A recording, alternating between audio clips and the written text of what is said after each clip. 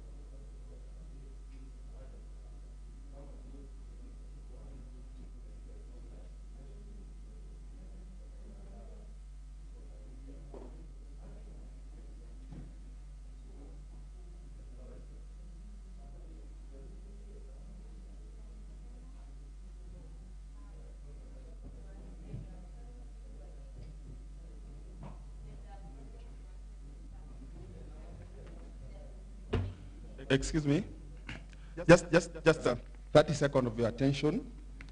We want this event to trend. See, we have smartphones. So I want to share with you the Wi-Fi password. Are we there, or you can write somewhere? It is KICC in small letters, in small caps. KICC at 2019, KICC at 2019, and then 2 exclamation marks. Ile alama ya, inaitwa alama ya mshangao, mbili. Are we there? So the hashtag for this particular event is Youth Roundtable. Hashtag at Youth Roundtable. So even as you wind up, make it trend as much as possible.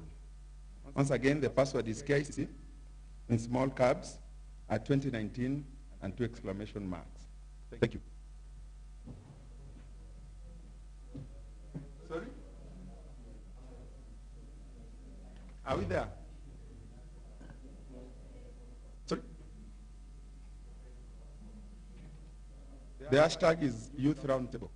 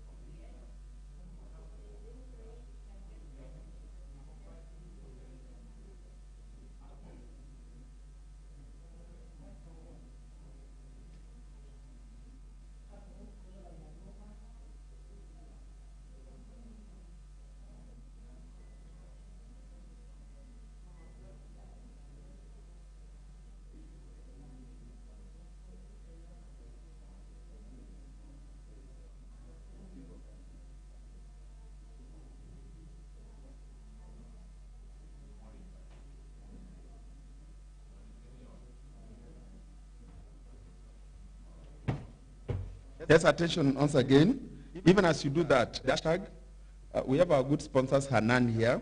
So their Facebook name, I want you to tag them as you do this. Their Facebook and IG name is Hanan Premium Products. Hanan, like H-A-N-A-N, Hanan Premium Products. Then as you do the hashtag of Youth Roundtable, you also use their hashtag, that is just Hanan it. Just Hanan it, in one word. Just Hanan it. If you can write that somewhere, just Hanan it. Their Facebook and Instagram name is Hanan Premium Product. Thank you.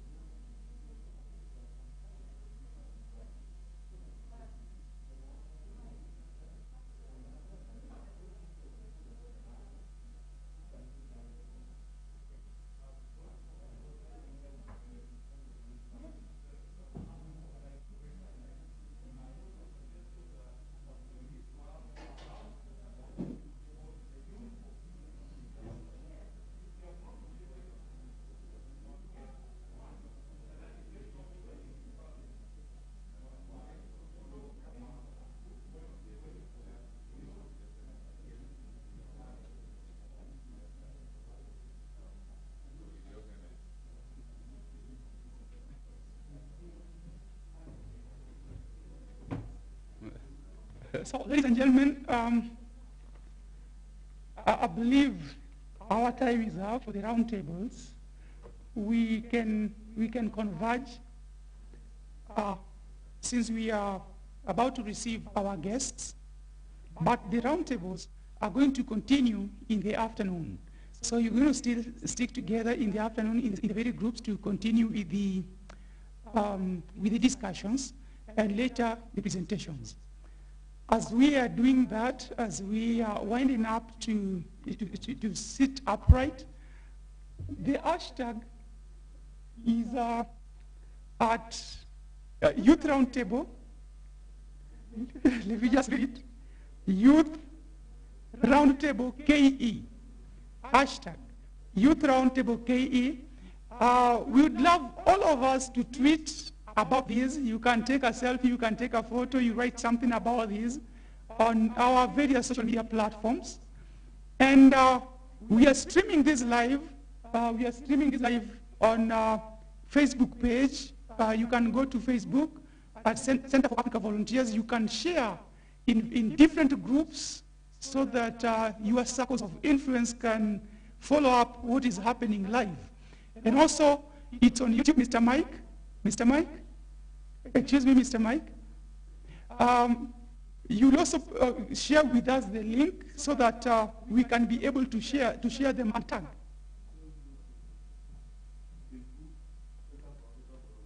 Facebook Center for Africa Volunteers and live. Yes. Good.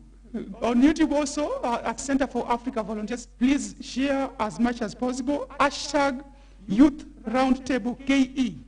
Youth, capital Y, Roundtable, R capital, T capital, KE capital. The rest are small letters. Please, let's do that. Let's keep it trending. Let's keep it moving. But meanwhile, as we are at that, please, let's reorganize so that we may welcome the next speaker who is going to take us through what we should hear, what we need to hear. Yes. Please, let's reorganize, keeping social distance. Sit on the very spot that you sat when you came. Let's reorganize, ladies and gentlemen.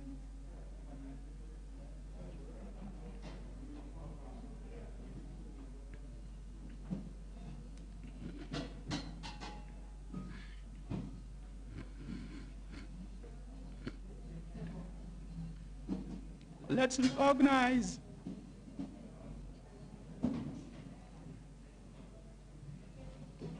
As I welcome Mr. Onono to bring us the next speaker, Mr. Onono.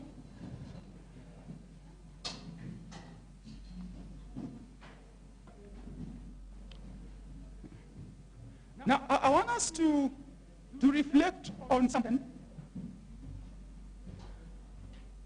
African countries, and Kenya included, the young people or the youth complain that we are led politically by old people. But the question is, what are we doing as young people to uproot negative ethnicity, to uproot corruption that define our leadership system, and to solve the problem of joblessness? A nation that is led by sober youth is a nation of promise. And it's our responsibility to make that promise come true. Mr. Manu.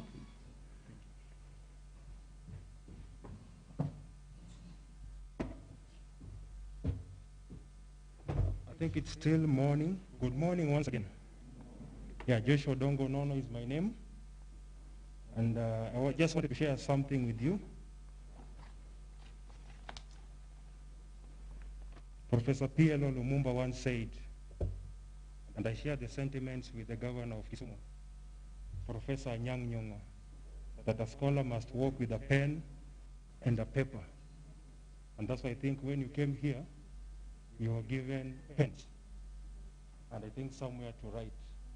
because it's through writing is where you put your ideas together, you amalgamate your thoughts, and you conglomerate what comes ahead.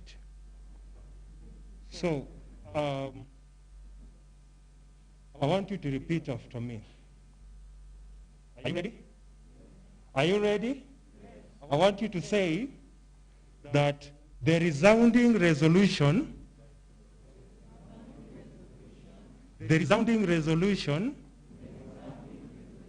is that the youth revolution is our solution. And the revolution is the evolution of the mind.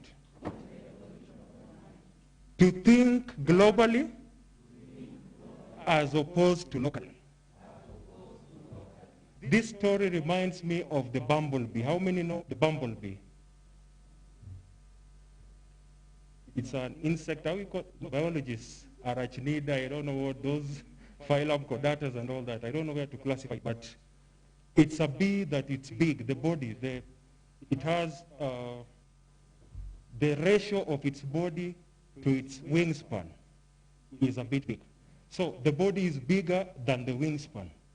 And aerodynamically, we are told that the bumblebee should not fly.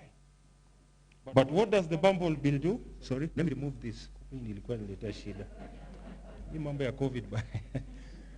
The bumblebee is big, so aerodynamically it should not fly. But what does the bumblebee does? Ah, shit, I will fly. So you have to let your imagination go beyond your academic limitation. I want you to repeat that. To let your imagination to run beyond your academic limitation.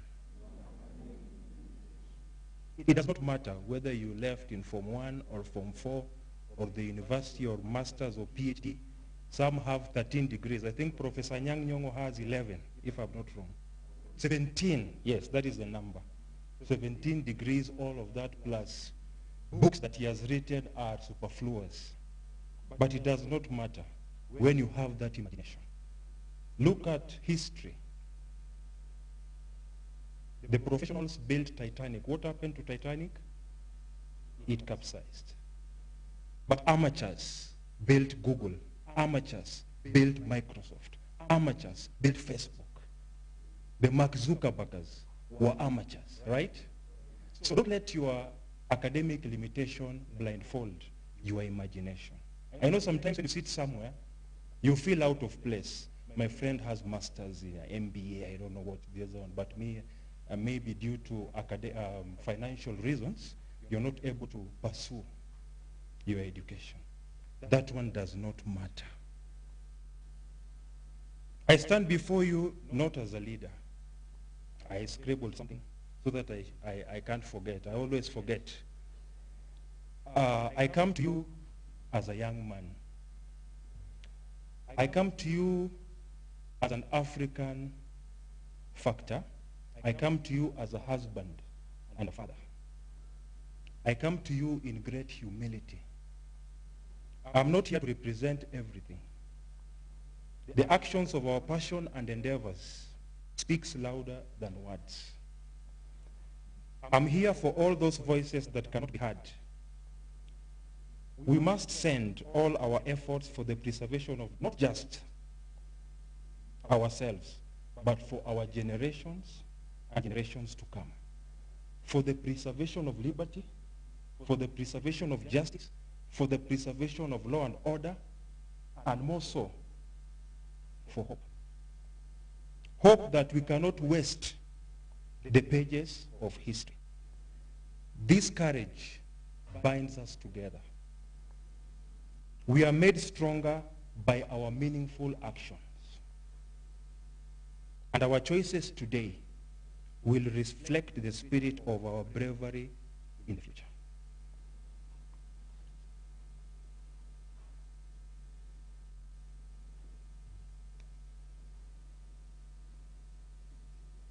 Pamoja. you have the power. We have the knowledge, we have the required attitude, we have the required skill, we have the ideas, we have the attitude, we have the abilities, we have the talents, and we have the gifts. Why can't we move forward? We all want change, but are we ready to change? That is a question. That is the million-dollar question. We are here with all these forums. They'll come and go. But why are we still spectators? They say that spectators are the best. Huyu hawezi, huyu anafaa afanye hivi. Why can't you join the game? Why can't we tell the referee that time has come for the young people to join the game? Hata tukianza na defense, mkia pia ni nyama, sio? Yes. Hata tukianza na midfield, we can still control the game, sio? Hata tukienda strike force. This courage and determination binds us together.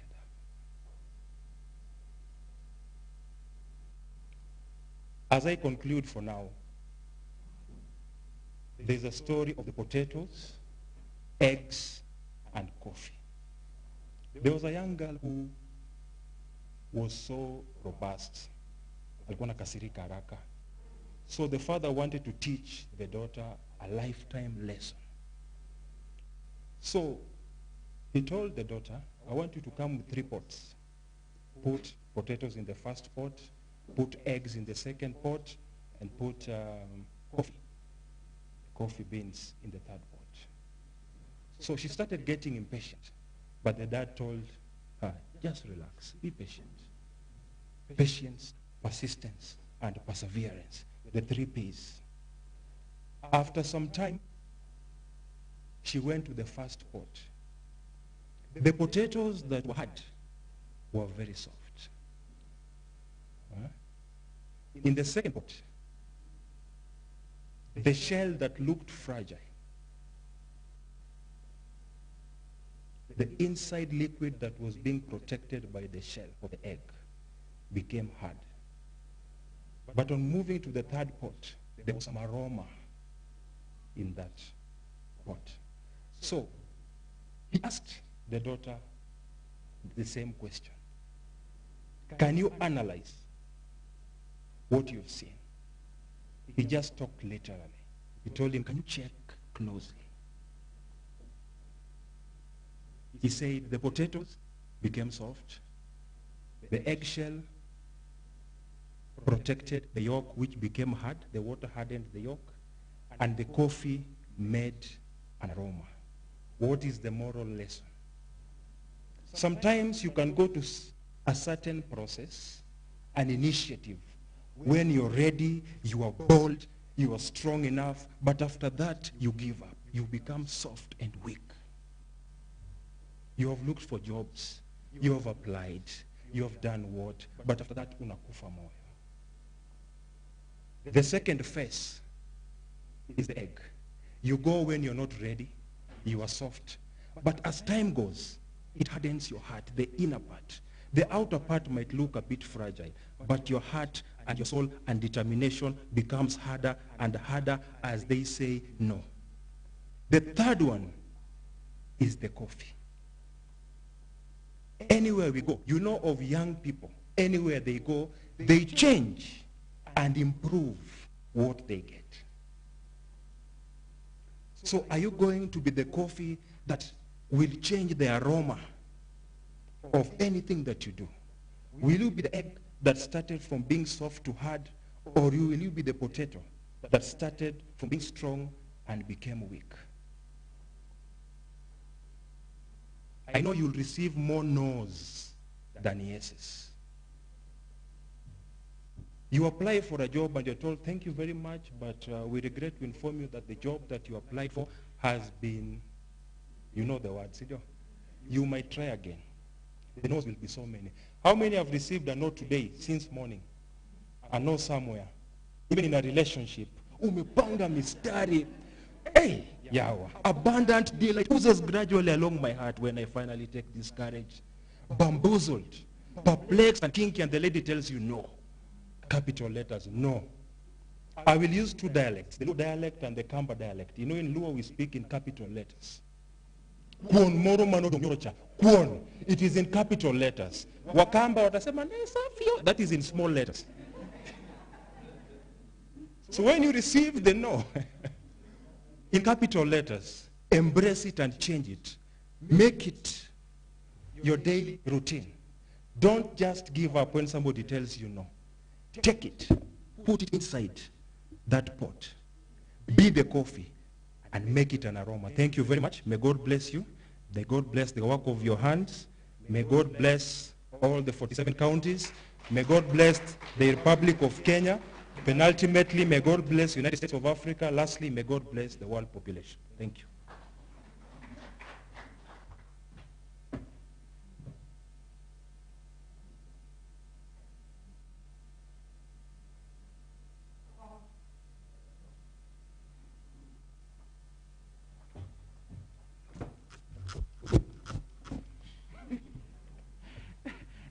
The new normal.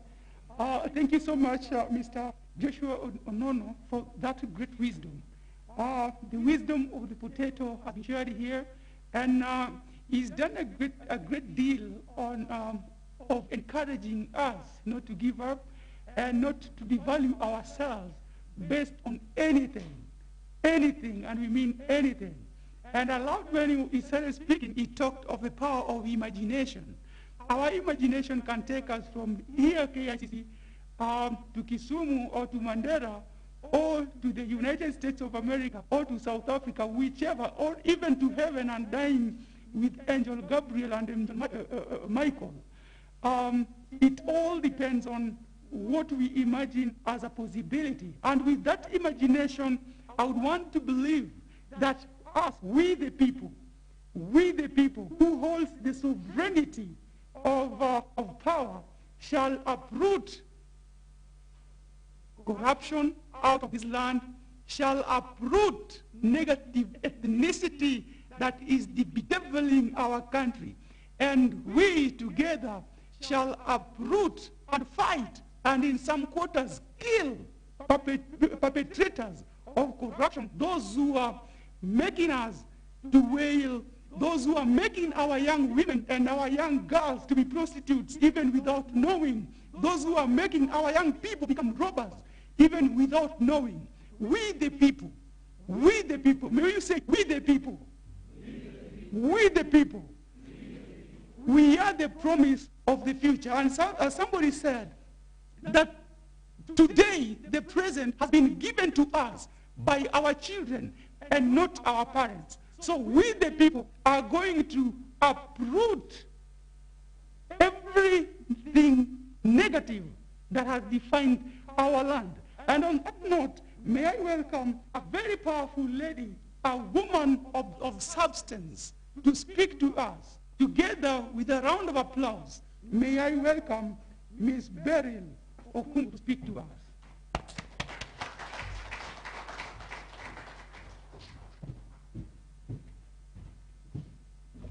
So, good morning, everybody. Thank you very much, Josephat, for the kind introduction. So, I'm here today because I'm pretty excited about the outcome of this event and many other events to follow. But then I'd like to introduce myself. My name is Beryl Okum. I'm a friend of what's going on here. I'm a friend of the youth, and I really love working with the youth. I've worked with the youth for, I think, all my life since I was a youth, and I'm still a youth. I consider myself a youth. And I look forward to doing a lot of things for the youth in the future. But then I'm going to talk about something that I think is very essential to us in this day and age, and at the same time something that has left us. Like the train has gone, and we are still here wondering, what are we doing as the youth of Kenya? I'm going to talk about digitization. Before I start that topic, I work for a company called Bionic INC. We are a digital payment solution, and what we do is we support enterprises pay the youth on their, using their mobile money or using, other channels that are not the traditional banking channels. But before that, I have been in the banking industry for 14 years. So I've seen the, the traditional way of doing things in finance, and I've seen now we are getting into the more digitized manner of doing things in finance. And that's something that I'm going to talk about today. So when I talk about digitization, and I know we all understand what digitization is, and we all are implementing digitization. We all have all these smartphones. We all have, we're on Facebook, Instagram, LinkedIn, Twitter. But as youths, what are we doing with it? Let me give you a scenario. We started having mobile money in 2007. We started using M-Pesa in 2007. But how many of us have converted that into opportunity for us? Does they just receive, money from Lillian and say, that's what M-Pesa does for me and I'm happy with it? As a youth of Kenya, there are enormous opportunities in my space. What I do in digital, digital finance and payments. The institution I work for in the 9 African countries, we support payments for NGOs and everyone through 25 networks. But who are the beneficiaries and what are they doing with this money? Where is this money going to? Are the youth using this money to support something essential? The saying has always been, you support a woman, you support the whole village. I think it's time for us to change the narrative. You support a youth, you support the whole village. And we have an opportunity to do that as a youth. The environment in the digital space has presented us with an opportunity for you to wake up today and start a business deal with, Jing Hong Woon in South Africa or in China, and close the deal and have your goods land in Africa and sell them through your social media platforms. You don't have to get out. So what has digitization done to us since 2007 when we say it actually picked up through mobile money? As an individual, the self-awareness, what has it done to you? What impact has it done to your life and the people around you? So allow me to talk about some of the things that I feel as the youth we can harness from this thing that is going on. And from 2007, there has been an upsurge in people using mobile money, and companies have been coming up to support us, etc. All those things going on, right? But as the youth, there are too many opportunities that have presented themselves that I feel we have not captured socially, economically, financially, and even politically. My friend and colleague just talked about, us reclaiming what is actually ours, our leadership in this country. When are we going to have a president who's 34 years old? When are we going to have ministers who are 25 years old, like some African countries have started having? Digitization should empower us to look at ourselves as leaders now, not in the future. I'm going to talk about COVID-19. Before COVID-19, we used to wake up at 5 in the morning, get dressed, get stuck in traffic for 3-4 hours, get to the office 8 o'clock, 5 o'clock, you're out. What has happened to those of us who are employed? COVID-19 came and the employer tells you, now, Mary, we cannot have you in the office, we are downsizing. What have you done? Did you just go home and wait for things to happen? As a youth of this country, COVID-19 came with its own, negatives. COVID-19 came with so much drama, Jobs were lost, people are sick, people are passing away. The entire globe came to a standstill. Flights were cancelled. Even the superpowers do not have control over COVID-19. But guess what? Where there's lemons, the youth should wake up and make lemonade. Digitization, COVID-19 has really escalated the appetite to digitize, and it has made us work from home. Now you sit in your house, have a Zoom call, close the deal. The world has become so tiny, and this in itself is an opportunity for everyone as the youth to wake up and say, the world is so tiny. I really don't have to wake up and go to town to close a deal. I sell clothes. I'm going to go to my Facebook page. I'm going to pin my clothes there. I'm going to put the price, and I'm going to market myself through the digital way. You do not have to wake up every morning, get dressed, and go out. COVID-19 has taught us the hard way that there are simpler and more innovative ways of doing things as youths, and that is by digitization. A very simple definition of digitization is doing everything on the internet online. And are we doing that? I'm sure we are all empowered. We all buy, MBs, we all have smartphones, 5G is coming up. What advantage are we taking on that as youth to empower us politically, economically and socially? Are we taking advantage of it? So one thing that I've seen happening, across, at least in the past 10 years, when digitization has come, and I'll talk about COVID-19 after this, a little bit after this, is business continuity. How many of us have businesses that are closed? I'm a salonist. You know what, hey, social distancing, I cannot have people come to my salon. So what I want to do is I'm going to close and stay at home. Because we do not want to innovate. We are sitting still as the youth, and we say, what the government will think for us. We want to go for kazi for vijana. We are not getting our money. Is that true or false? But when you sit back and wait for someone else to think for you, things will not move. It's about time you have a salon, go online, digitize your business, have business continuity. You have a clothes store, you've closed your store, take nice photos of your clothes, you have a smartphone. Post them to your friends on WhatsApp, post them on Instagram, get the business going. That alone is a lucrative market for you. So digitization has come with a lot of things for us, the youth. We need to harness these opportunities. Business continuity for those of us who had businesses and have closed because of COVID, or have closed because, my business is not happening. This is an opportunity for you to wake up and say, you know what, I'm taking my business online. I'll give you a story of a gentleman who I started serving at my place of work, Bionic. He needed payments. This guy lost his job in a very, nice multinational company. So in March, when COVID came, I told you work from home. In April, they got 50% pay cut. In June, they were told, sir, we cannot keep you because there's no, ongoing. Their business was pretty service-based and face-to-face. So this gentleman went home. He had a small garden. He got sacks. He put soil. He started doing vegetables. All right? A few months later, maybe June, July, in August, the guy had some vegetables and he was putting the vegetables at the back of his prop box and selling it in the estate. Guess what? A few weeks later, this guy has now hired or leased a piece of land in the neighborhood. He has some drip irrigation which he has leased as well, and he has started an online store. I might want to tell you the name so that you can look him up, a very young guy. And he approached me and told me, Beryl, I need a payment solution through mobile money because I am delivering vegetables, fruits, and his business is not only for what he grows. Now he has become a broker. He's going to other farmers and telling them, you have tomatoes, you have pineapples, you have this. Can I just take this? I have an order. He doesn't have the goods. He's not growing everything, but he's picking from different people.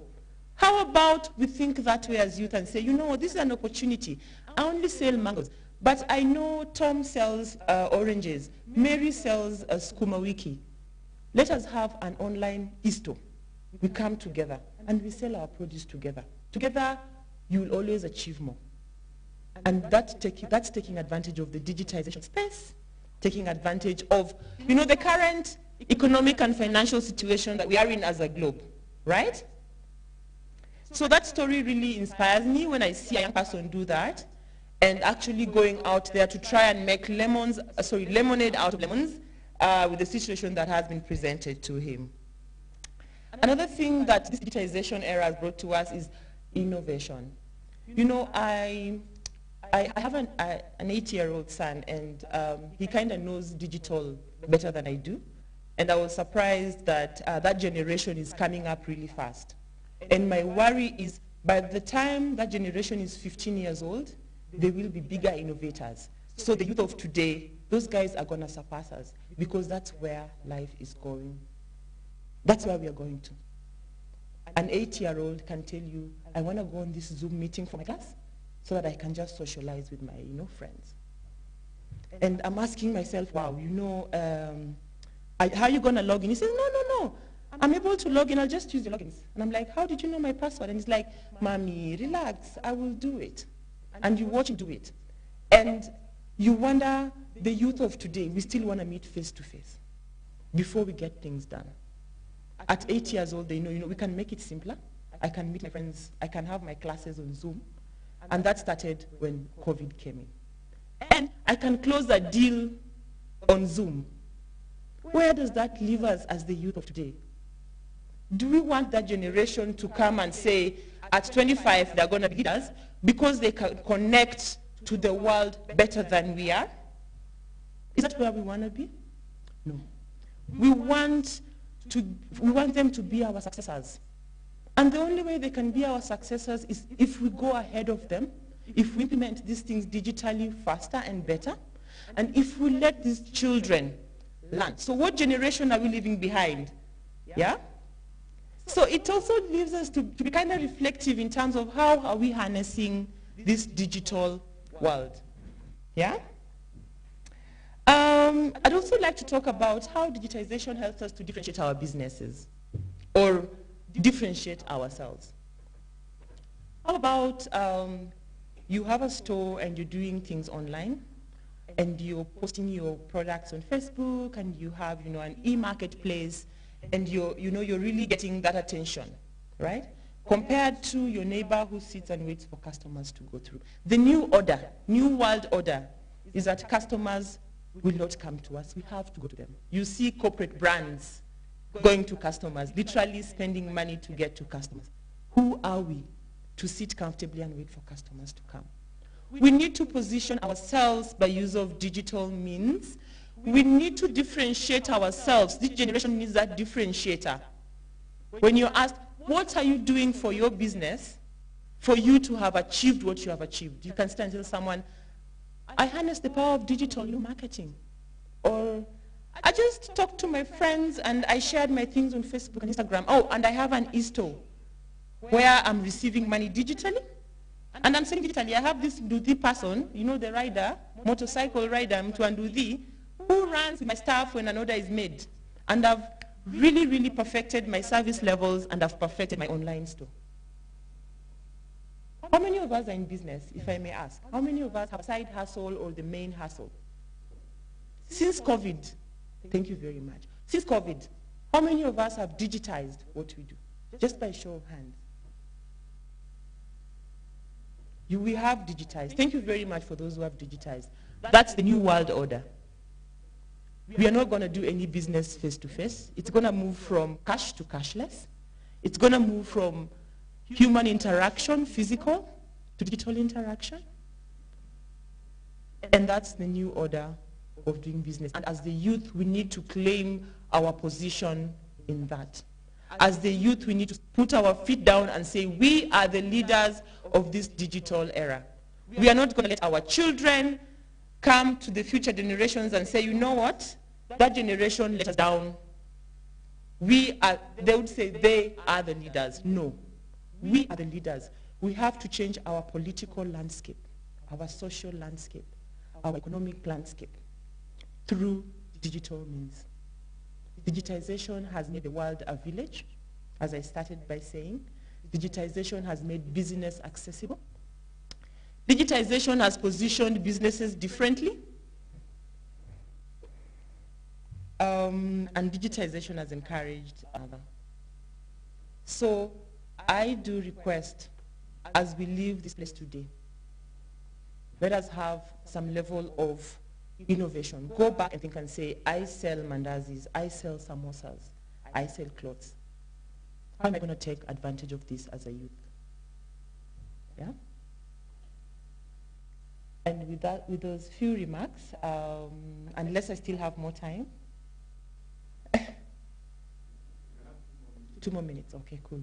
So I'd also like to talk about our own, your own intuition and how you can harness this digitization, as a youth. Most times we feel like, we have to sit in class to be able to learn things.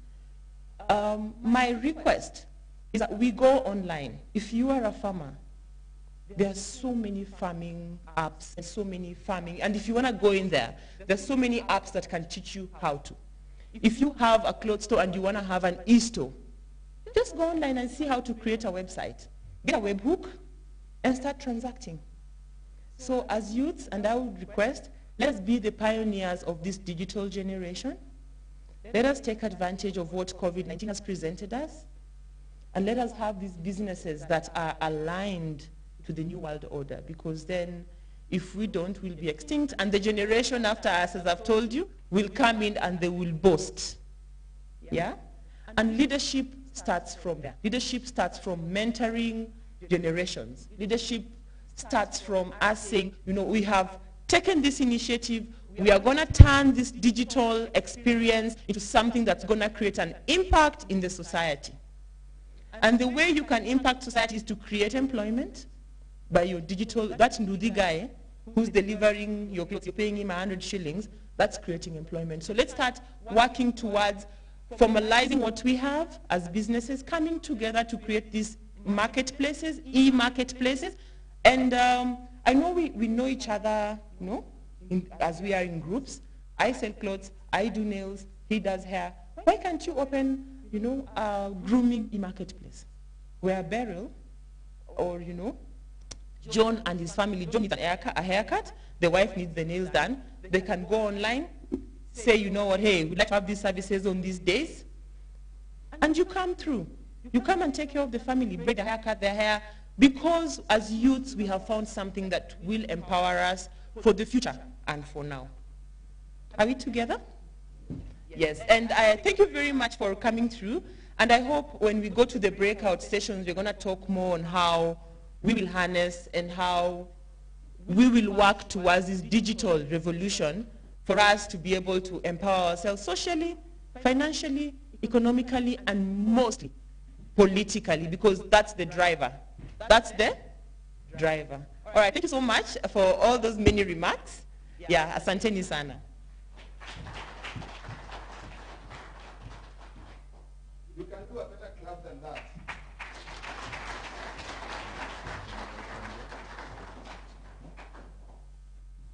So thank you, Beryl.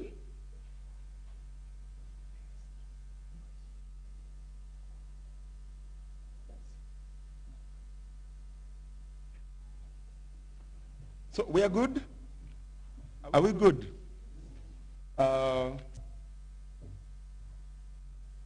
We have the next speaker with us. She just come in. Madam Jane Alabishu. Jane is one of the great youth, young people we have in this country serving honestly. So I'll just call her without much ado. She's the advisor on youth affairs to the CS Youth. And this forum is a good platform for all of us. We've got lots to learn from her and exchange with us. So once again, you're welcome. We were really waiting for you. Let's give her a clap as she takes the podium.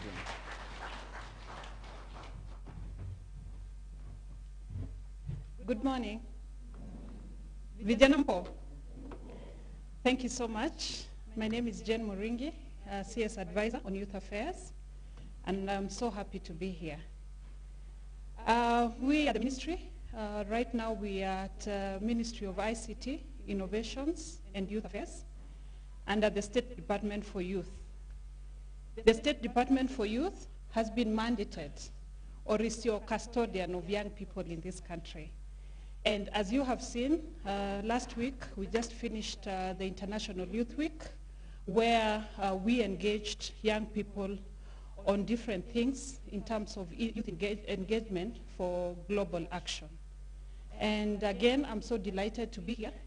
And I believe we are going to engage and just get to know where you are at as a young person, and also you get to know what as a ministry we are doing. The ministry, we are committed in terms of empowering young people, and we initiated a program called Kikao. Most of you have seen it, maybe online, or you have even participated in it. Kikao generally is the way we are seated in a Kikao. It's just a platform to engage. Young people for the longest time believe that young people, the government is not doing anything for young people. And as in government, we believe we have so many opportunities and programs geared to just hold in your hand to help you realize your full potential. And that's why we have been doing Kikao. And basically, Kikao is just coming now, demystifying government and taking government to where the young people are. Our rallying course, we normally say we tunawakilisha base. We come to your base, wherever a young person is. We engage, get to talk. Because sometimes when you talk to each other, you get to know where you are at, is it? They say a problem talked about is what? Half solved, is it? So we get to engage. Let us get to know you. What is it? Who are you? What is it that you do? Where are the challenges that you're facing as a young person? And also get to hear from us. What are these programs that we have come up with to help you, just to hold your hand to get you to the next level? So Kikao has been so successful in terms of young people now are not talking at government. We are talking to each other. Now young people have gotten a platform to engage us and to talk to us. Before walikuwa kisema gava imetuacha, gava itujali, but right now we are coming to you and telling you gava inakujali, what is it that you have on your hand? What is it that we can be able to work together with you and just help you realize your full potential? Kikao platform sparks conversations that inspire action and create real impact on the ground. We come to you and get you. Are you an entrepreneur? Is it that talent is your thing? We are not now telling you what to do. You're telling us what you do and how we can help you. We are bringing government down to the grassroots and getting to inform you, sensitize you, give you the information that's where the gap was. You didn't have information on the programs and opportunities that are there for young people. Is it that you're in business and you're looking for funds? We come and sensitize you on the affirmative funds that are there to help you be in business and keep you in business, and also maybe link you to market linkages. Is it talent? So many young people have talents. What is it that you're lacking? We come to you, we help you go to the next level. Is it innovations? Is it employability skills that you're lacking? We come and bring you all that to where you are. So we have opened up ourselves and I'm coming to you to just inform you, because we realized lack of information is what was the missing link. And we are here to engage. We can tell you more of youth funds. We have programs in government like Kenya Youth Opportunity Program called KYOP, where we are training young people on skills and even giving them startup money if they want to go into business. We have a JIRA program. We know young people right now are so much on online. We are teaching on how to do online jobs, giving you the IT skills that you need at least to make it in life. We come with Women Fund, the young women who want to venture into business. How do you access the funds in government? We have AGPO. Young people now are business people. You have been looking for opportunities to do tenders. We teach you how to do tenders and how to supply government. It's called AGPO. We talk about emerging issues like teen pregnancies. We talk about radicalization. At the end of the day, what we want to do as government is to put money in the pockets of young people, so that now we build up you, we give you soft skills, we give you the skills that you want. Did you know that we have TVET, even for young people who've dropped out of school? Right now you can go back. TVET is there. They give loans through HELP. HELP is even funding our skills, like if you want the skills for plumbing, electrician, masonry, all these things. Young people say we don't have money even to even take us to school. Is it certification that you don't have? We are coming up now with master crafts people who can train you in the job, and later on we certify you so that you can also look for business. So government right now, we are telling you, let's engage. Let's help you to realize your full potential. We just launched the National Youth Policy, and we are so happy that the new policy is there. It is now guiding us on how to engage young people, how government now engages young people, because we are saying that young people are not leaders for tomorrow. Young people are leaders for today. I'm here to engage, and thank you so much for inviting me to this precious meeting. Asanteni sana.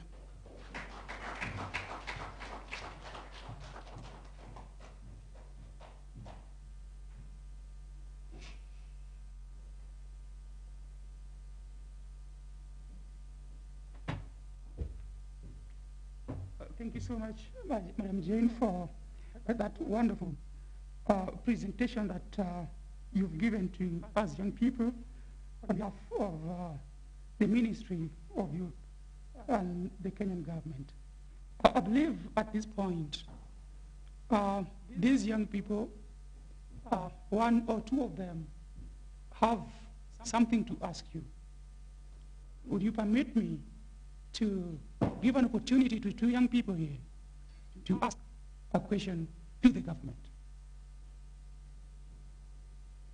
One, behind there, a lady somewhere. Two, one more person, I want a lady to speak. The microphones zitembea haraka haraka. I want a lady. I want a lady to speak. Tuanze number one. You can speak up. You can speak up. You can shout. And another microphone here. I believe we have 2 extra microphones.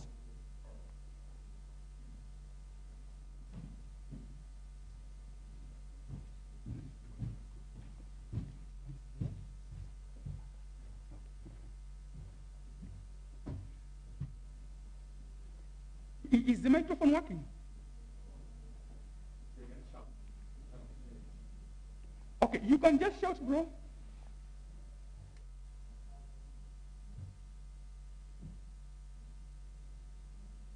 Come. Kimbia ukuje. The next question. Come. Tujipange hapa haraka. It's working. Yes, please.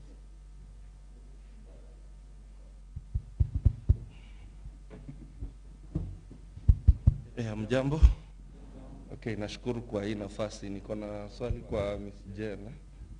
Okay, swali langu kwanza nitakushukuru kwa kuja kwa kikao hii ya vijana ili kutupa information ambayo kwa na nimesikia hapa about youth policy ambayo nimeisikia. Sijajua kama ilikuwa inalaunchiwa. Ingekuwa ni vyema kama ungekuja na some of the copies so that pia sisi tuweze kupitia, ndio wale tunawakilisha pia tunaweza kuwa enlightened. Alafu swali la pili, hiyo ilikuwa mapendekezo. Swali langu ni kwamba hizo miradi ambazo umetangaza ambazo ni nzuri za kusaidia vijana wakitaka kufikia wanaweza kuziendea wapi? Sana wale wako pale mashinani wanaweza kuziendea wapi ili waweze kuzipata? Asante. Thank you. Next question. Yeah, so my question also to Madam Jane. First of all, I would like to thank her so much for that elaborated presentation. And just a question in cooperation to what my brother has just asked was something to do with an access. Why? Because we might have many opportunities at the government level. My good brother, would you put on your mask? This thing is live. Thank you. Thank you. That's a good reminder. My question has to do with an access because government might have so much in their basket, but again, at the grassroots level, we might not have a know-how or a knowledge on how to have those access. Why? Because she has put a very nice question, like to the youths, what is it that we are lacking? And this question, most of us might have the answers, might have the answers. You've gone to the analysis of the speech. We gave an opportunity and we don't have much time. Ask the question directly. Okay. So the question is again, when it comes to the opportunities to tenders, how do we go about it? And then on the TVET issue, I have one example like Dandora Green Light TVET, which was launched, but again, we don't have much youth from that local area having an access to it. So what is it that the ministry is doing to make sure that the youths in that community are aware of that? Thank you so much. My good brother, very fast, 1 minute. Thank you. I'm Watson Olungata, and from Kangeni. It's just about the same thing that my colleagues have asked. And I just needed to get some clarification from Madam Jen about the AGPO issue. What about the CBOs at the grassroots levels? How can we get these funds to engage the AGPO processes? Because now that in Kenya we now have the high rates of corruption, are we going to have it as youth or still kuna corruption? Thank you so much. Allow me to pick those few questions. We're going to get back to you, Madam. Over to you. Oh, a lady. Pass to her the microphone.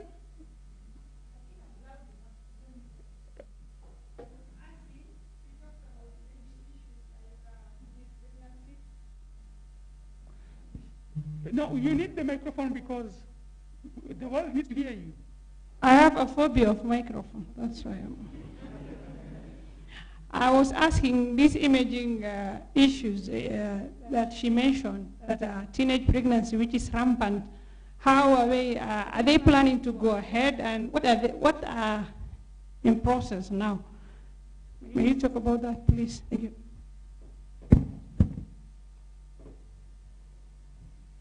Over to you, Madam.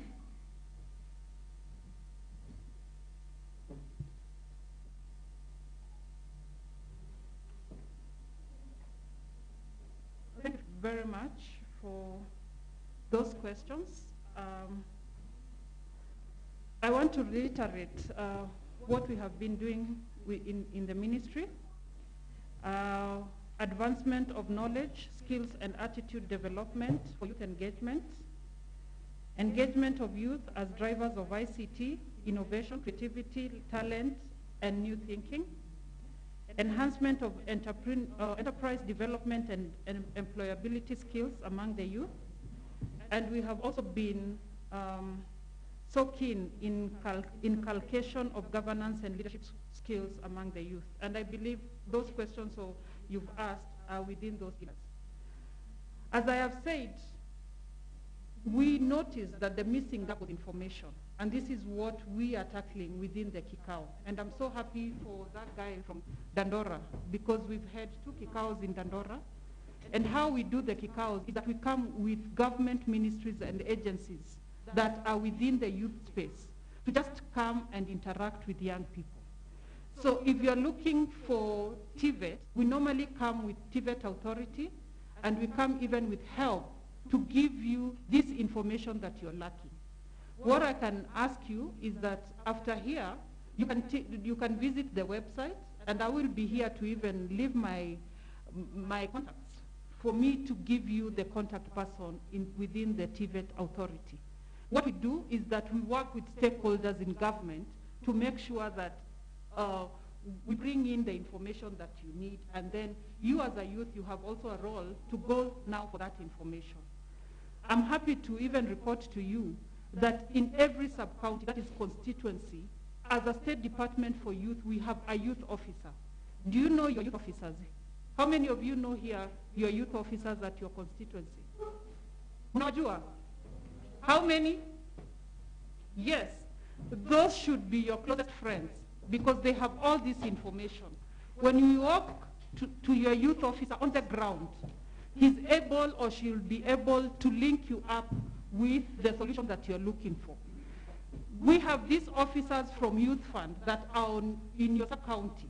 This youth officer is able to link you up with that Youth Fund officer or Women Fund officer, or an officer that is working at the sub-county to help you address your issue. How many after here will look for their youth officers? Because we have them across the country, in every sub-county. Do you promise me to look for them? They work for you. And so if you don't make them busy, then what are they doing? They're there to serve you. And they have all this information. If it's about KO, if it's about any government, is it about Ajira Digital that we are running? When is the registration? that youth officer is equipped with all this information that you're looking at. With teenage pregnancies, we all have witnessed how high it's on the rise. Why? Because these young people are not engaged. So what we are doing is we are engaging them through offering them soft skills, like the digital, where the entrepreneurship skills. We are even doing that through Zoom. And your youth officer should be able to link you up to that solution. The other day I was so shocked that these teen girls and boys, the things they are doing, it's amazing. You know, for us, when we were growing up, and we can all agree, we were more of playing, is it? Nowadays, they don't have this interaction that we grew up with. And I was so shocked to see that these teen girls now, they either say they are going for hiking at Ngong Hills, and you have seen what they are doing at Ngong Hills. It's become like, have you witnessed? It's now like Sodom and Gomorrah. So how do we do to at least engage them positively?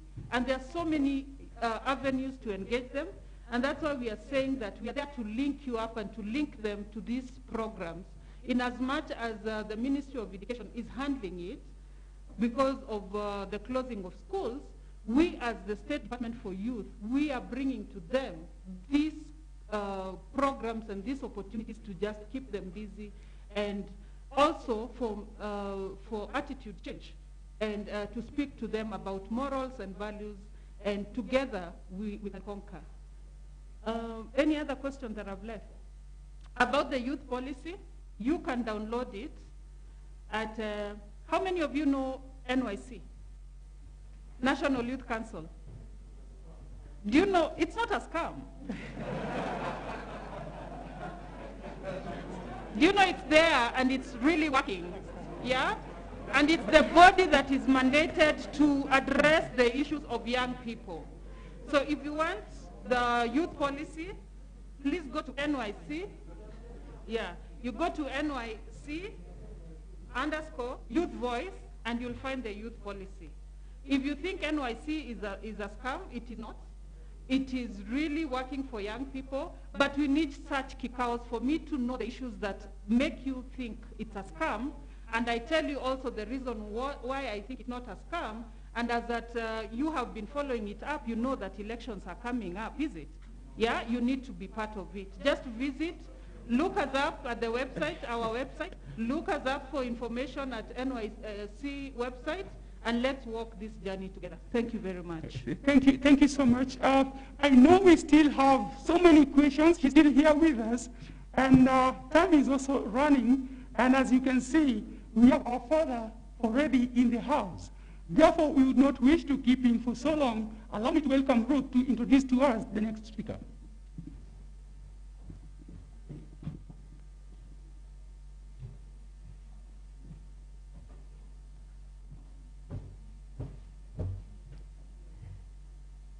Well, ladies and gentlemen, good afternoon.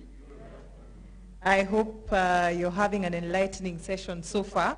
I'm about to introduce a lady who is known to me as an Iron Lady. And I know that when I mention Iron Lady, she might look at me suspiciously, but I look at her as an Iron Lady based on my interaction with her and the various platforms we've shared in the past with her. So I'm introducing Susan Mangeni to speak briefly about entrepreneurship and financial access.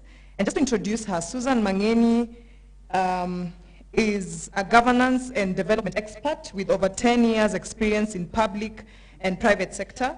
Her core competence are in policy analysis, youth and gender advocacy, strategic management and entrepreneurship development. She has a strong bias towards youth development, built up from her years of service as a board director at the Youth Enterprise Development Fund. So she once served as a director at the Youth Enterprise Development Fund, and also in her extensive political youth leadership at both the national and regional level formations. She presently is the lead consultant at TradeCon Africa Limited, where she advises on governance and entrepreneurship development. One thing that I know she did not mention, and I have to mention, is that she once ran for Senate as a young person. So karibu sana, Susan. Makofi kwake.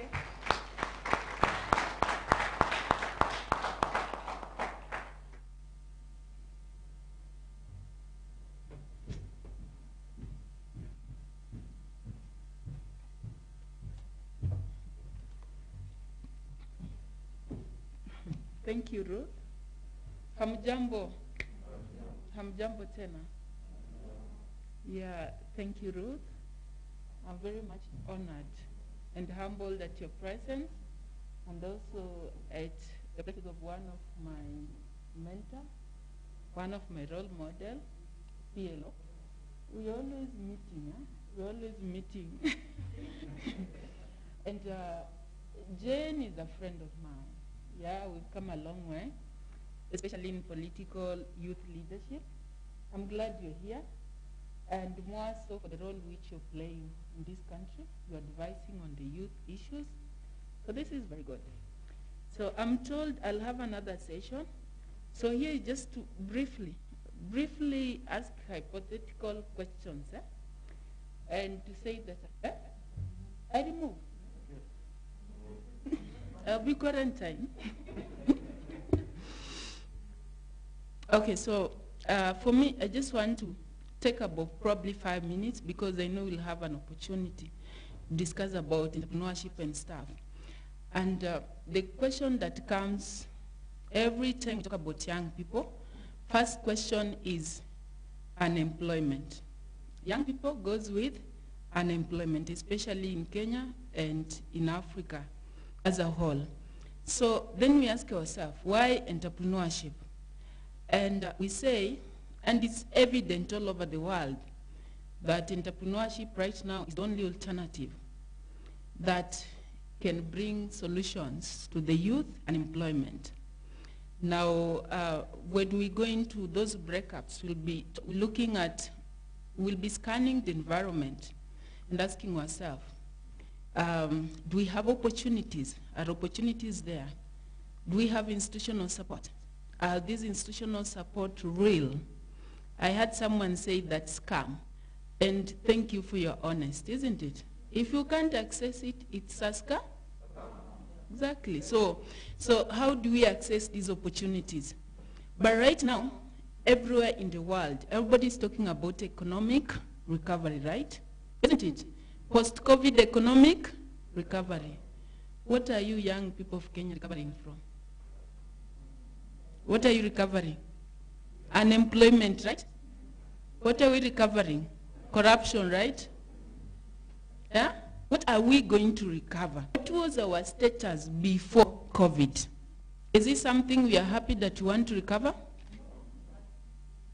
Isn't it? So I challenge young people that for us it's not about recovery. It's about reimagining and rethinking our position going forward. It is good that we had this COVID effect. Now this COVID has made us realize where we were, that we were just hanging on, right? Now we want to stand on our both feet, isn't it? So what will be challenging, and I'm glad because the ministry is represented here and many other stakeholders, is that as we dwell into these so-called recovery discussions, for the youth, your agenda should be about belonging. You now start belonging, isn't it? You now start living, isn't it? Being what you have not. And for youth, I always tell them this, because she introduced me as a political actor. Yes, I am. But I tell young people that what is your generational mission? What is your generational mission right now? Is it political freedom? No. It is economic. So whenever you go somewhere and you start negotiating, and I tell youth, negotiate from empowerment perspective, okay? Everything that you see, any policies that comes on the table, like the National Youth Policy, interrogate it. Use the opportunities for economic growth in it. That should be your question. That should be your angle of negotiating on that table. So that whenever we start dwelling now into these economic recovery strategies, our question will be, we have had millions of us unemployed. So what are those strategies that are going to create employment to bring us to that level, where now we can talk probably as equal and contribute equally? So I just want to say, true, entrepreneurship is the way to go. I know the government has tried to do a lot in the last 2 decades. The Youth Fund came into being to try and give credit access to the young people. We've had Agipo coming into being, and we were among the first, while I was the Youth Fund, actually we negotiated for this preferential treatment. Then in Kibaki government, President Kibaki that time gave us 10% of all government procurement. But the question is, are young people benefiting from this 10%? I did a research on assessing the effectiveness of all these government, and Jen, you need to listen to this. All these government initiatives, Agpo, Youth Fund, Uwezo, Women Fund, call them. I know young people don't like going to benefit from Women Fund, isn't it? You think that if you are a young girl under 35 years old, you are not a woman. You are a woman. That's also an opportunity. But what I found out, that there is this generic assumption by the government, not only Kenyan government, but everywhere in Africa, that young people are homogeneous. Are you homogeneous? So they think that any solution they come up with is a best fit all solution. Is that true?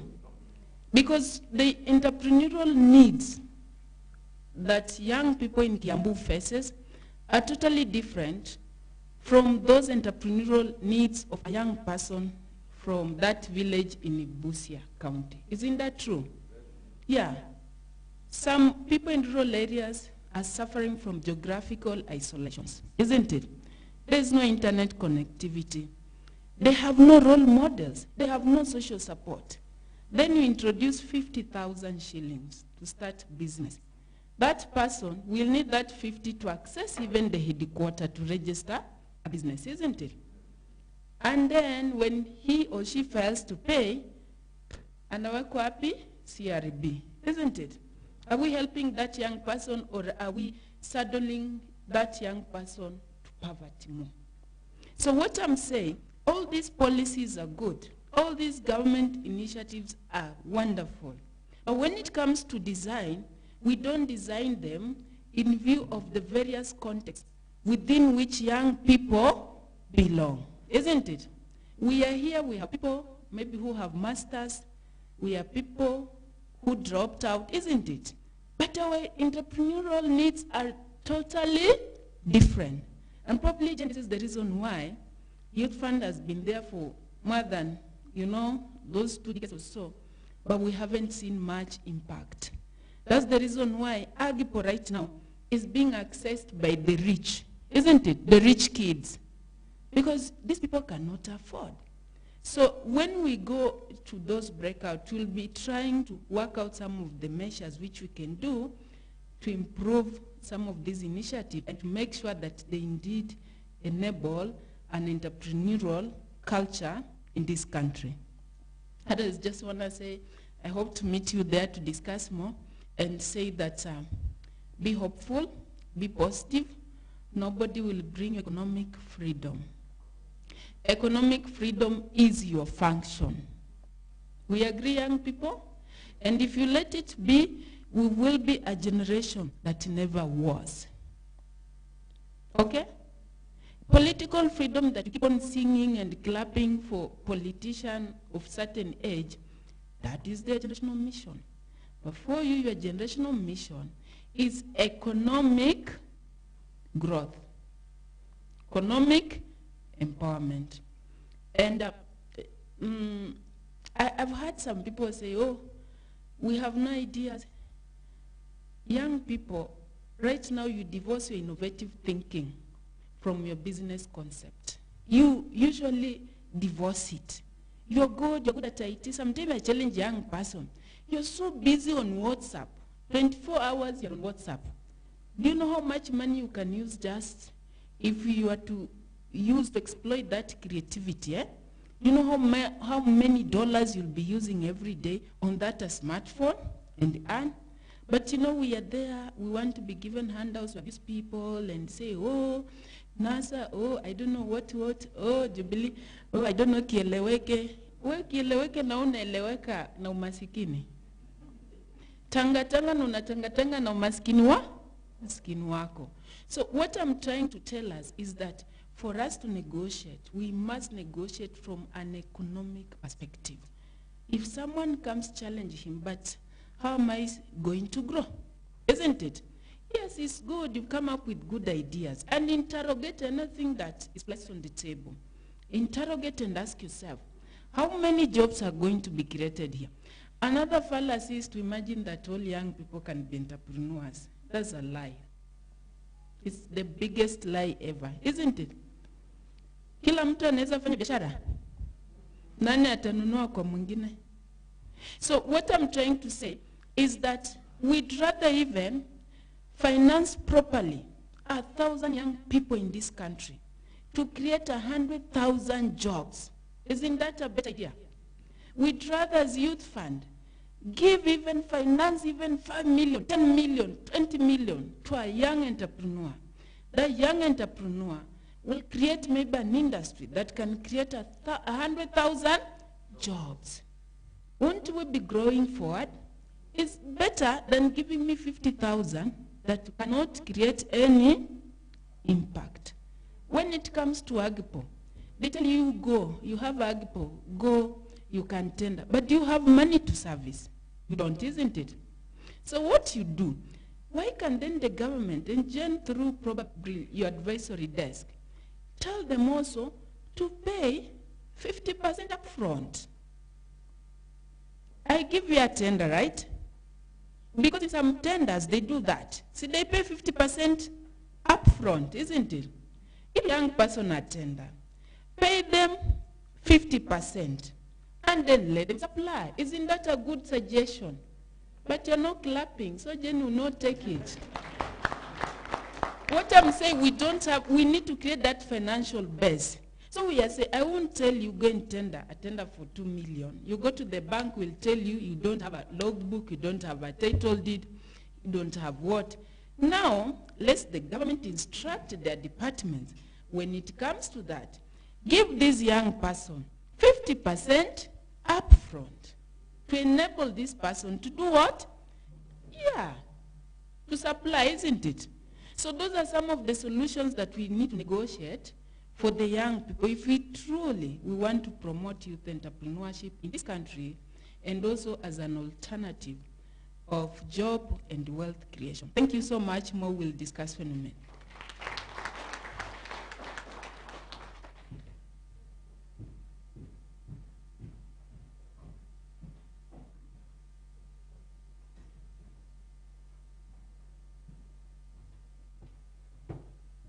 Thank you very much, Susan.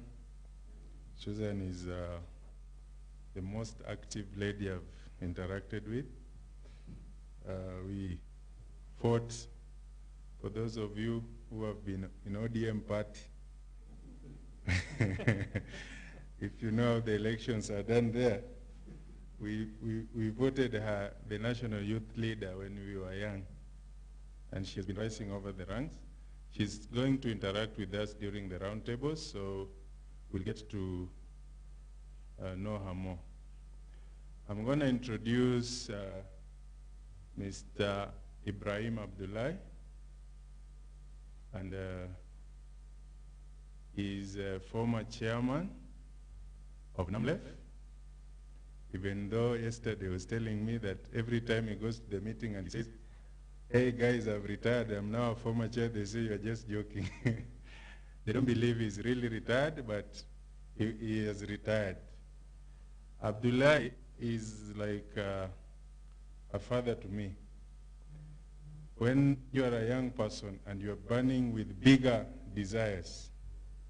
One time I was telling my mom, when I just finished my Form 4, that I saw a vision where I was arguing Uhuru and Raila. And my mom just did her work. She said, I don't have time for crazy people. Like, so when you are a young man from a humble background and you're battling with great ideas, the first people you lose are the people close to you. Your family, your friends, and even your village. But as someone once said, there's a great minds whether they are in the eastern or western part of the world, will somehow converge. So when I was battling with these ideas, and I'm telling everybody that a youth revolution is possible, it is us to change this generation, we have to rise up, we have to unite, we have the numbers, we have the energy, we have the creativity, we have the initiative, we have the potential. And then I bump into Abdullah, and I told him, and he said, young man, I have tried to support so many young people, and he mentioned names. And wherever they get up there, they forget all the mission and the vision. Now I'm getting old. But with my old age, I'm going to give my best to you. If you betray it, that is your problem. If you support the people, that is your heart. But I'm not sure whether you do the right thing. But since then, he has just been mentoring me and supporting me until yesterday I told him, please, before you retire officially, come and motivate these young leaders. With those few remarks, Mr. Abdullah, please talk to young people.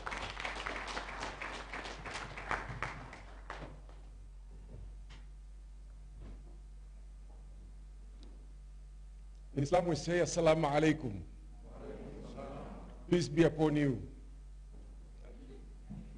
I don't know whether I'm at the right forum, because looking at myself and looking at the other faces, I see I'm the odd one out, including Lumumba. My daughters, my sons, my brothers, my sisters. Yesterday, when my brother Nene came and talked to me about coming and addressing you today, I started asking myself, where am I going to start from? To start off, I think the age of the youth ends at 35, is it? If I'm not mistaken, it's up to 35. I am 70, so you can see that is double that age. I'm very much privileged by God that I've lived so far, and I'm still talking and walking. So, I have a granddaughter who is 2 years old. About a month ago, she came home with her mother, and she was sitting next to me. She picked up this phone. 2 years old.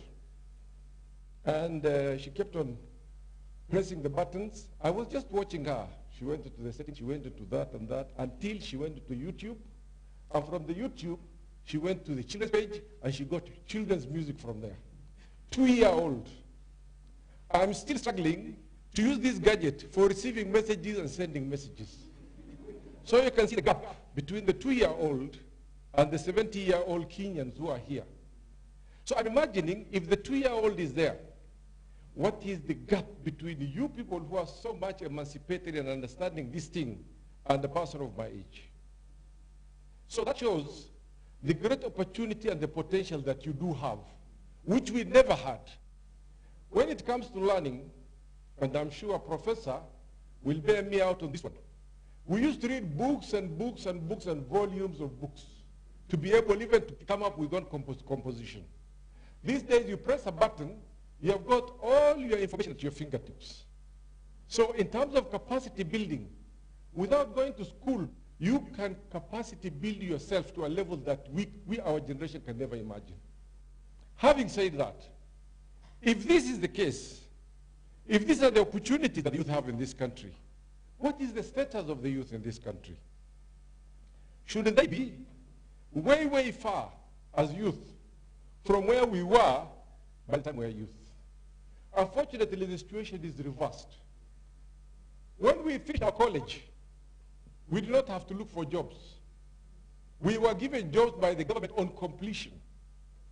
And what is that? Let me tell you, it was from 4 level, not the high school level. You get a job, you finish, you are taken by the government, then you are given further training, then you are promoted, then you are, all those facilities were there. Today you struggle. You struggle to go to school.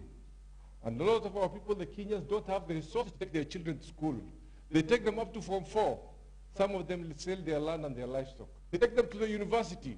They finish the university and they come out and there are no jobs. So, is it the reality that this is caused by the environment which you are in? Or is it the environment that was caused by man or the leadership of the country that has placed you in that position? If you look at where we started from, 1963, The three enemies of Kenya, as was said by the political class, was ignorance, poverty, and disease. I don't want to talk so much about disease, because I'm not an expert in medical. But if you look at poverty, today there are more poor people in this country than there were there, even in terms of percentages. If you look at ignorance, we are more educated now than ever before. But what has that education helped the people of this country? And more so, what has helped the youth of the country? So I do believe personally that it is not opportunities that did not exist, but opportunities that has been denied. And who denied those opportunities? It is the leadership of this country. You can't run away from this fact.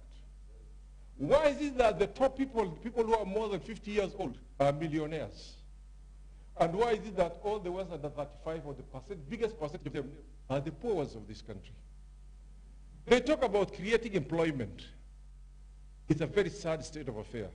With due respect with my sister, advisor to the minister, honestly, when I drive around and I see our youth with djembes and, you know, spades cleaning up the trenches, is that why they went to university?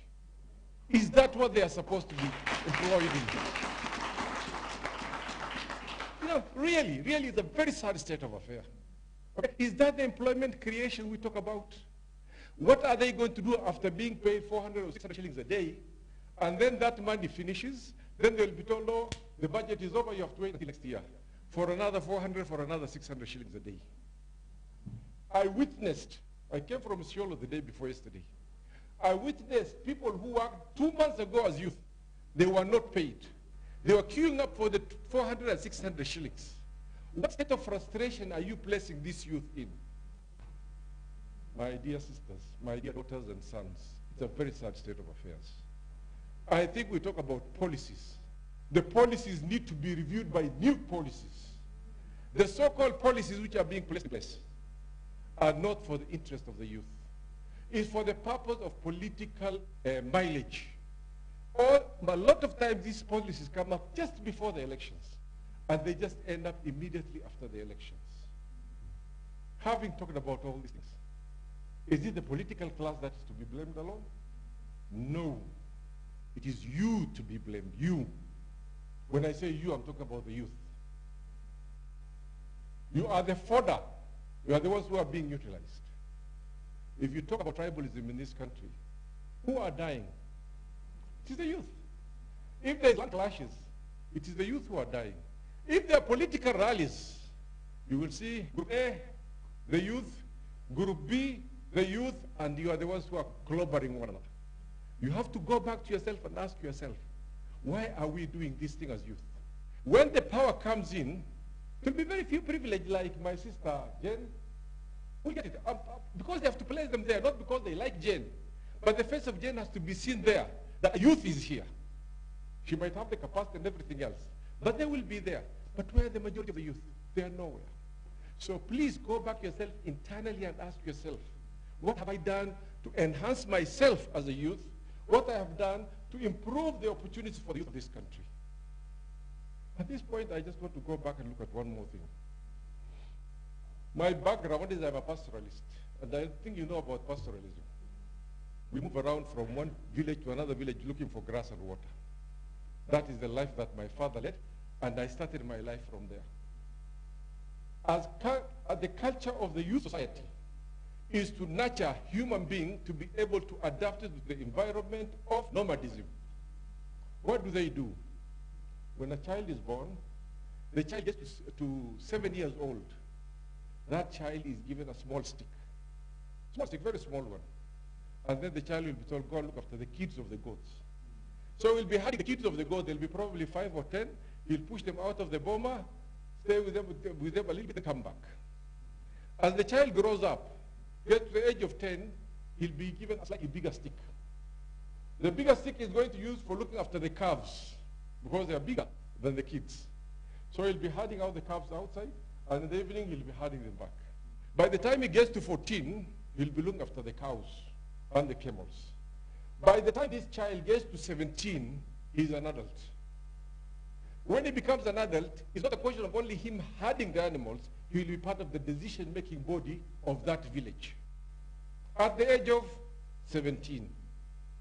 Unfortunately, our culture today, which is adopted from the Western society, based on the needs of the Western society, we have to go through an education system. I'm not saying the education system is wrong, but we go through an education system by the time we are 24 years old. So after 24, we are coming up into a new life.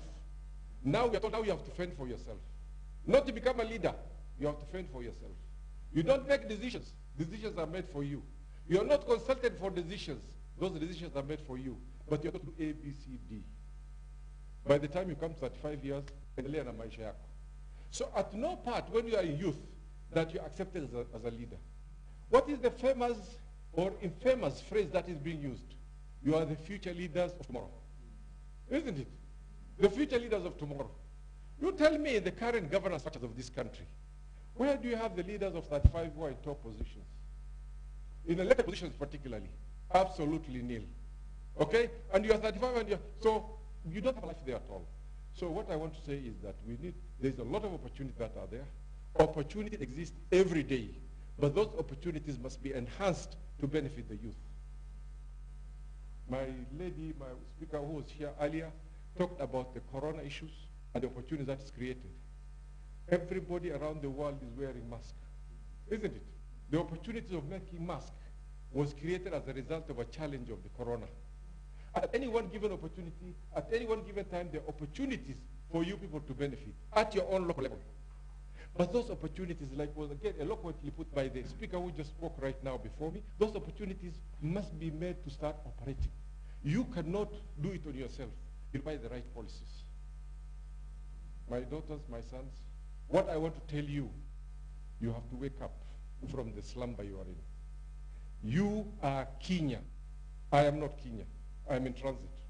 But you are Kenya. The future of Kenya is in your hand.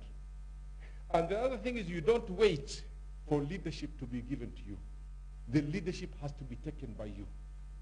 You have to organize yourself. The political class in this country have moved away from being a civilized society in one that lives by the rule of the jungle. They will do everything possible to sustain themselves in the position of power and use the fodder, which is you, to keep them in the power, steal your wealth, and clobber you. I struggled. The professor might remember me. I was very much involved in the constitution-making process of this country. I was much more younger than now. And we had great opportunity and hope in this country. The constitution that was made by the people of Kenya has been watered down. It doesn't exist anymore. And it will be watered down more and more. And you will be the people who are going to suffer. We are creating a dictatorship in this country. And we are waiting for the country going down the slope. And we are sitting here and watching. We'll be clapping. There's a handshake. There's BBI coming. The BBI, my brothers and sisters, is not for you. The BBI is for those big boys to come and sustain themselves in positions of power. I am not in support of any political person or any political class, but I'm in support of the future of this country. I have children and I have grandchildren. And it's the right time for us to wake up now. I can't do anything, but you people can do something. If you get organized, these animals in the jungle will shake. These animals in the jungle will listen to you. These policies must be changed. The fact that people are dying of corona and somebody stealing and selling those things which are supposed to be fighting corona tells you a lot. The fact that billions are being pumped into projects, the projects never take place, but the money is never seen, tells you a lot. This is your money. You are suffering in poverty. Your brothers who are not in this room today, who do not even have the opportunity to come here, are suffering outside there. Some of them may not be able even to pay their bus fare to come here. Billions are being spent. I get emotional about these things. I don't want to continue. My daughters, my sons, it is your opportunity. It's a high time you stand up. Forget about these barriers of tribe. Forget about the barriers of religion. Forget about the barriers of regions. It is your future combined. Looking at you sitting here, this is Kenya. It's a representation of the whole country. This is what should be speaking. You should be speaking for the future of this country. You should be speaking for the ones in Nairobi and the ones in Mandera, the ones in Homa Bay and the one in Turkana. You should be speaking with that voice. It's a high time you start thinking along those lines. Let this be the beginning of a process for you. Each one of you is a representative of your home area. Look what you can do. Don't underrate yourself. You don't need guns. You don't need to go to the streets. You just need to organize and speak, and you have the voice. The voice is there in the social media. The voice is the word of mouth. Get together, demand for this country to be put back on the right path. Thank you very much for listening.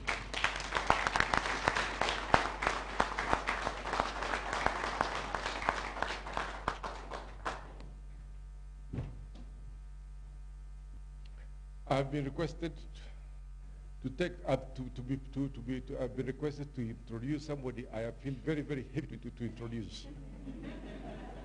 He's a heavyweight. He's somebody I even fear to mention his name. Professor Lumumba. Professor Lumumba, does he require? Professor Lumumba is a world-renowned figure. Professor Lumumba is the son of Africa. Professor Lumumba's name is known from South Africa to Algeria. Professor Lumumba, when he speaks, the world stops to listen. Professor Lumumba's image and Professor Lumumba's image is all over the social media. He's all over the YouTube. He's the son of Kenya. Kenya is proud to have Professor Lumumba. I wanted just to mention something I forgot to mention to you. I attended 2 conferences which touched me. One was a conference I attended in Berlin about 7 years ago. It's a European Union on development of rural Africa. And when we went there, surprisingly, 3 great speakers who spoke were Kenyans. One was a representative of she was a Kenyan from France. She is the Secretary General of International Farmers Union, Farmers International, and she was a speaker. The second one is the advisor to the European Union President. The third one was coming from the United Nations. 3 great speakers were Kenyans. You can see how proud I'll be. The second function was an Africa Union conference. I attended that one, and we were debating about development in Africa. Believe it or not, the debate ended up between Kenyans until the representatives, the delegation from Nigeria stood up and said, we did not come here to listen to Kenyans. We want to participate. Kenyans, keep quiet. These are Kenyans, and the Kenyans are Patrick PLO Lumumba, and he's like, please give me the opportunity.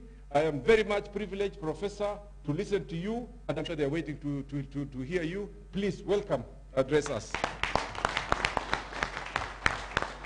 Thank you very much. Let me first say how glad I am to be present in this assembly, which I think is indicative of how the young people in Kenya and hopefully Africa intend to proceed going forward. But before I say anything, let me acknowledge my fellow platform guests, Jane, Susan, and Jay, with whom we, several years ago, you'll remember this was in the year 2001, when we moved across this country collecting the views of the people of Kenya to give unto ourselves a new constitutional dispensation, which culminated in the Bomas Conference, and ultimately we ended up with the WACO draft, then we ended up with no constitution, then we ended up with the 2000 clashes, then we ended up with the 2010 constitution, which in many ways was a ceasefire document. And I'm happy that we are here to talk about young people. Mwalimu Nyerere of Tanzania used to say in Kiswahili, siri ya maendeleo ni watu, ardhi na siasa safi. And he would say again, siri ya maendeleo ni vijana wenye malezi bora, siha njema na bongo kali. There is a sense in which no society throughout history has realized her potential without her young men and women being in the forefront of development, whether it is political development or social development or economic development. And I keep on reminding young people across the continent to ask themselves, what was the age of those who are in the struggle for independence across the continent? They were youth within the definition of youth now. They were below 35. 90% of them.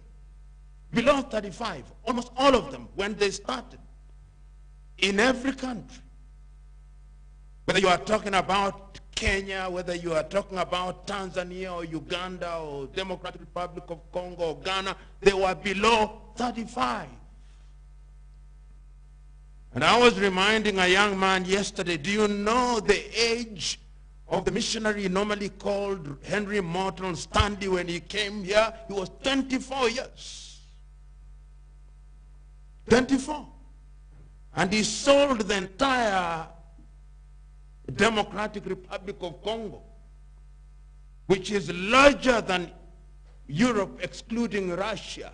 He's the one who midwifed its passage to King Leopold of the Belgians. 24. Yet, in this country and many African countries, I remember at the university when I was a student leader, and I made a statement at that time when a leader, the late Okiki Amayo, had been appointed to be the chairman of the Kenya Youth Council. And I said, how can a 50-year-old be the chair of the youth when we are 23, 22 at that time? But that is the tragedy of many countries. But as Mzee said, the reason why many of us feel pain is that we have lived in a country and in a continent where we keep on changing and improving the means, but we never improve the end. This is what we do. We started doing it in 1964. We had a constitution in 1964. 1963, our independence constitution, we said it was wrong. The country could only grow economically and politically if we did not have a prime minister, if we had a president. We changed our constitution 27 times between 1963 and 1969 until we had to reorganize the constitution and reissue it again in 1969. We promised ourselves, and I so very remember session of paper number 5 and number 10. We would have water in every household by the year 2000. That was our promise. By the year 2000. Right now, if you walk in Nairobi, you see jerrycans even in the center of the city. You don't need to go far. You just need to go to Marikiti. Here you find mikokoteni, hand-drawn carts in the 21st century. Hand-drawn. Yet the city council bylaws say that we should not have hand-drawn carts in Nairobi. We have them moving from Marikiti to the market next to Aga Khan. I remember as I grew up in Nairobi in 1970s and 80s,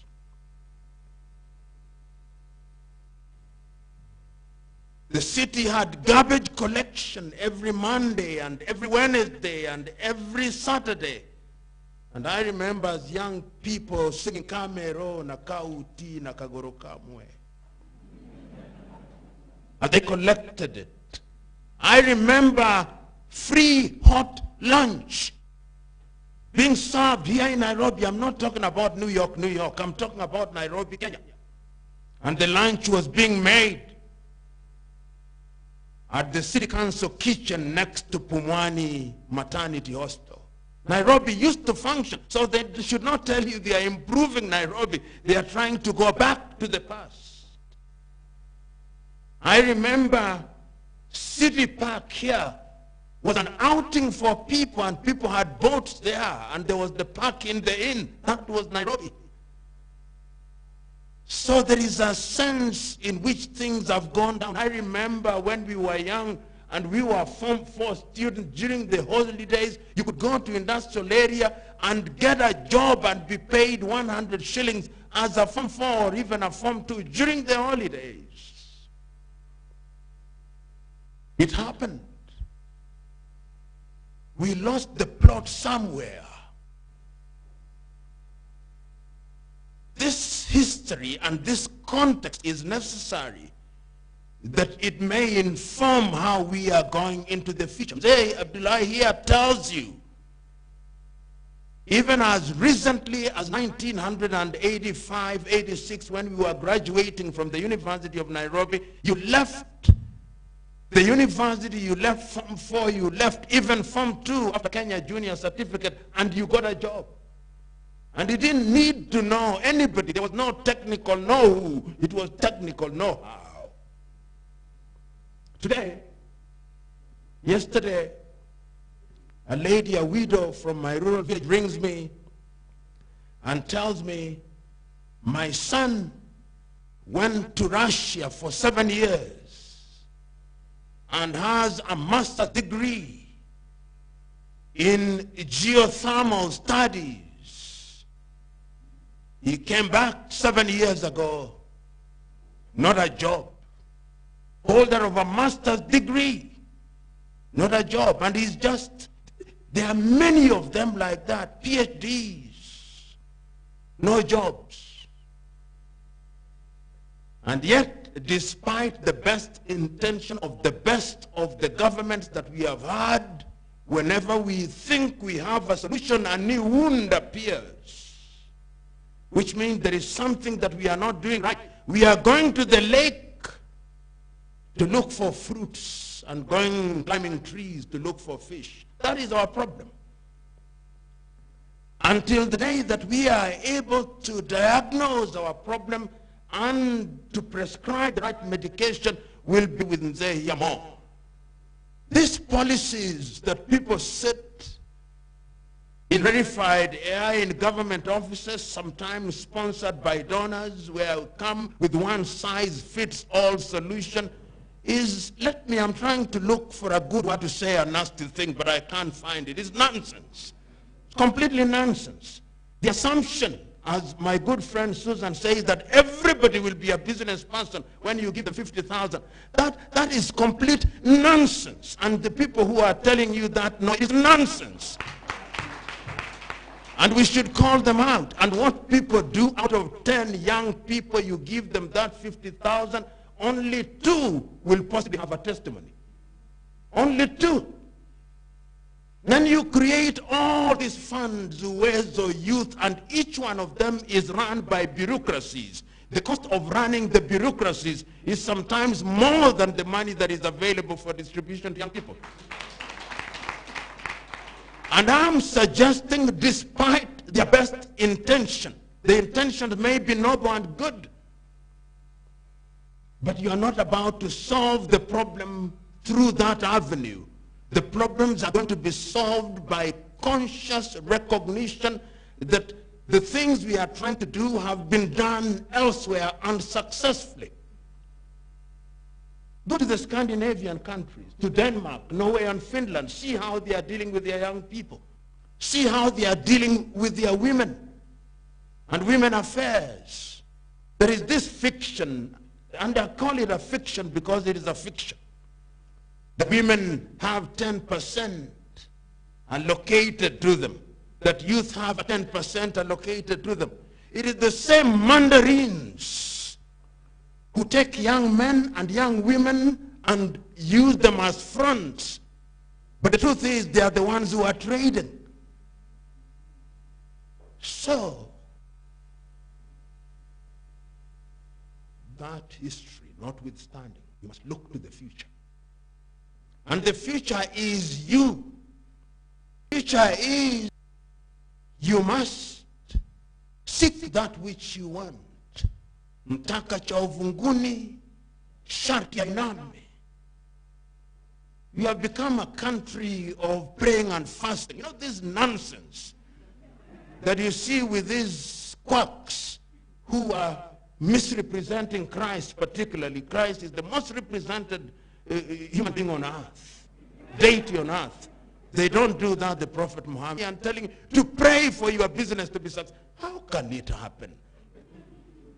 In that way, of course, God is ever immanent and present, and he helps those who are working hard. If you believe in him and you do things, talking about entrepreneurship. Look at Uber. Somebody wanted to interview me about Uber from the United States. I just didn't respond because I hate Uber. Why should somebody be sitting in the United States of America? He has not a single car. Makes money. Is there not a group of young men and women who can have that application? And we have our own application that is Kenyan made. Isn't there? Is there not a single university that can do that for us? Isn't there? Is that not the kind of entrepreneurship that we need in the context of the fourth industrial revolution? And then what you do is to go to government and say, we are not going to fight competition. This is the global world. But if Uber wants to operate here, we are going to make them pay 2 times the tax to protect our local market. That is the kind of policy that I want to see in government. That is the kind of policy that I want to see to help you in that level of entrepreneurship, so that you are part of the policy making and the implementation of the laws. Look at the arts. Arts.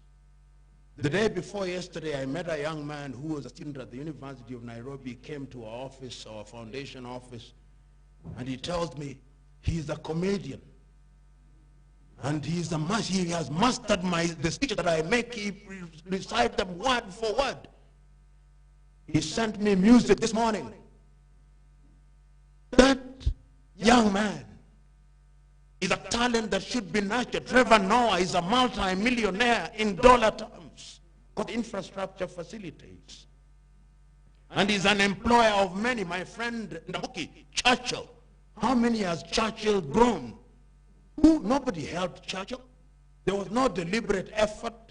The government should do that. Churchill is the kind of person that you give a loan of 50 million at no interest at all to nurture talent and to create talent. That is in the arts.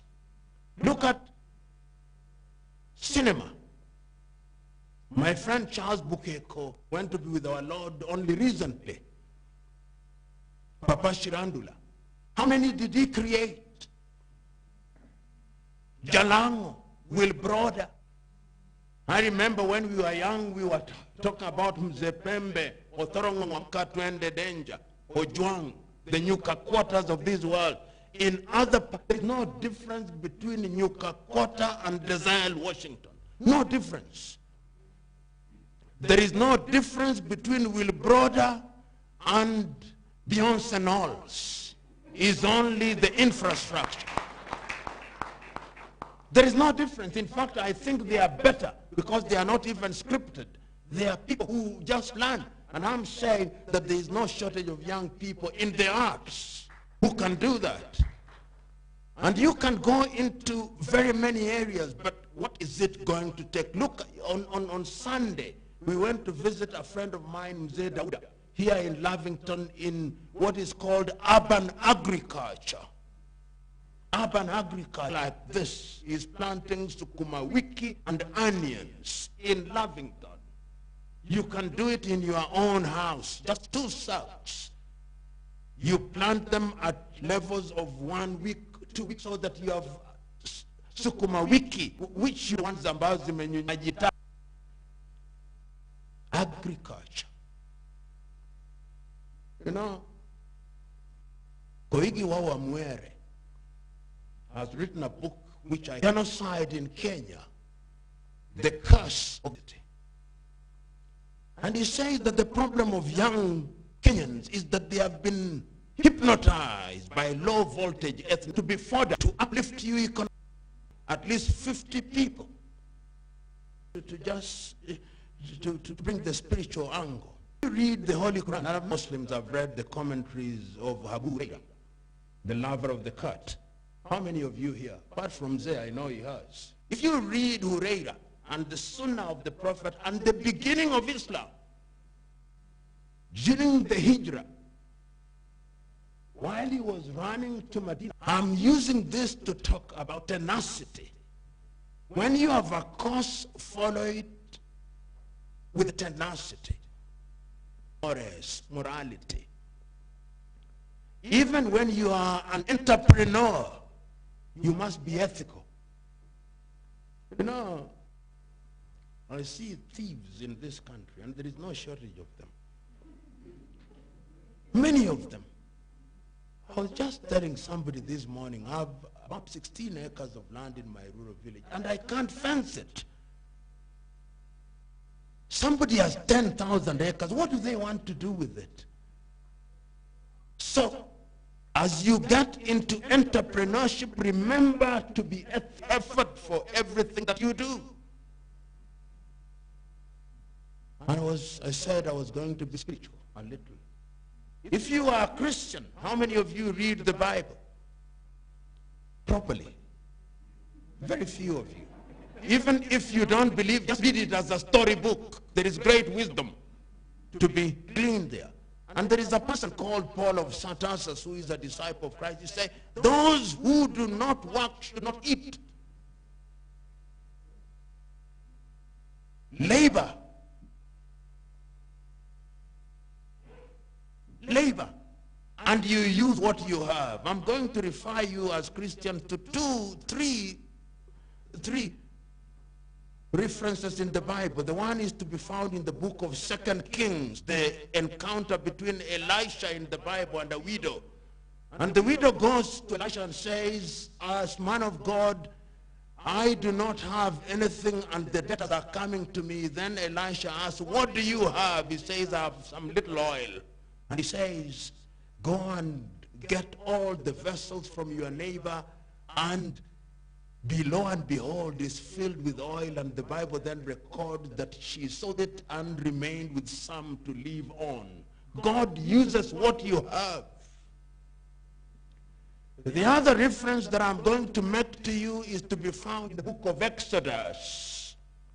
The story of Moses when he is on top of the mountain of God, and he is a reluctant leader. God tells him, I want you to go and free my people in Israel. He says, but no, Lord, you know, I am a stammerer. I am not eloquent. Pick somebody else. Pick Aaron, my brother.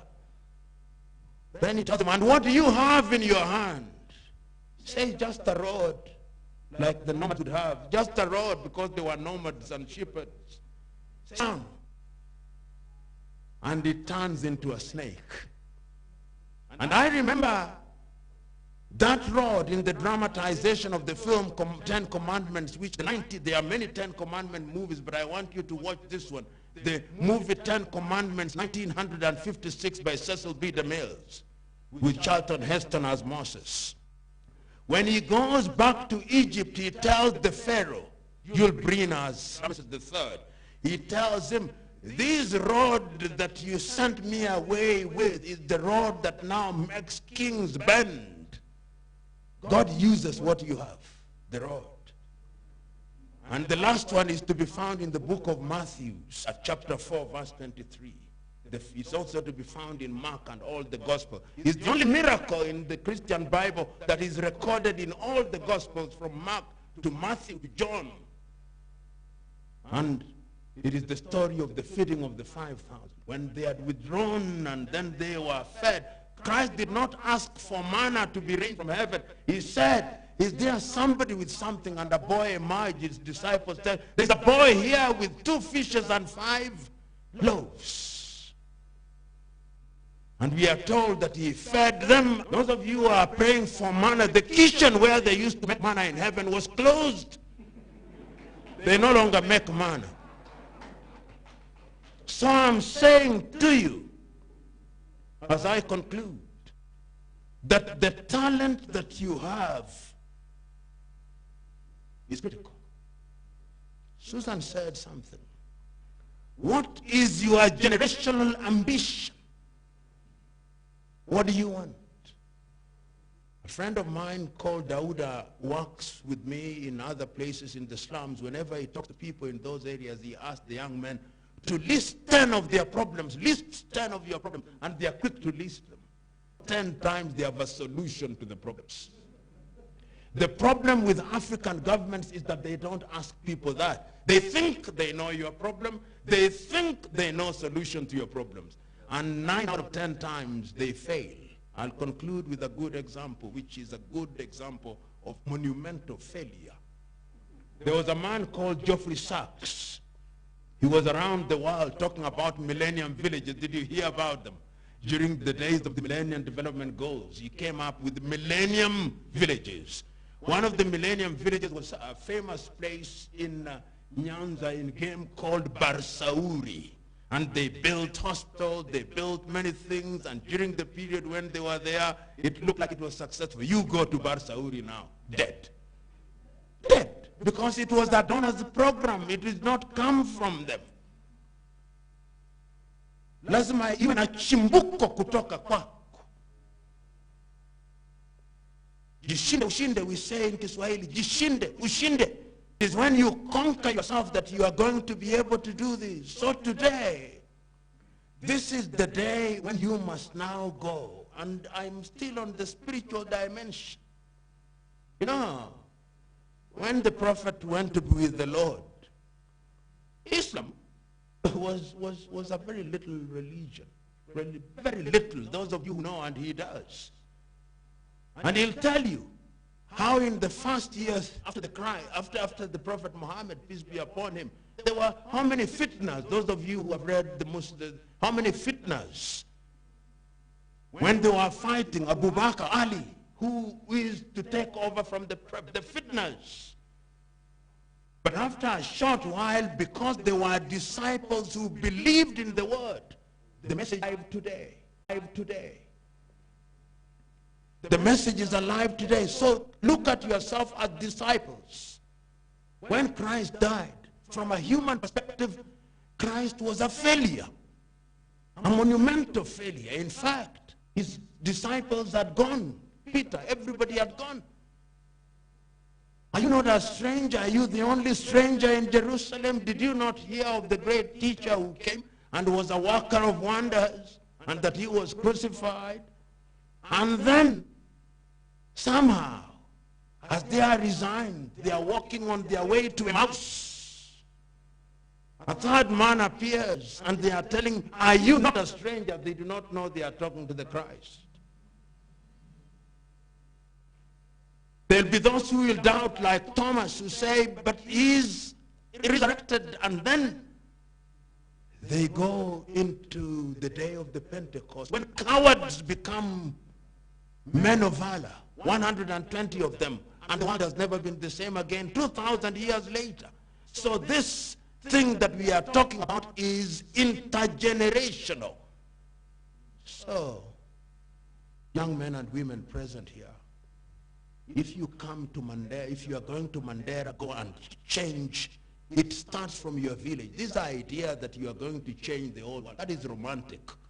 Change your village. Just change your village. And when you begin, if we all begin to change our little villages, our counties will change.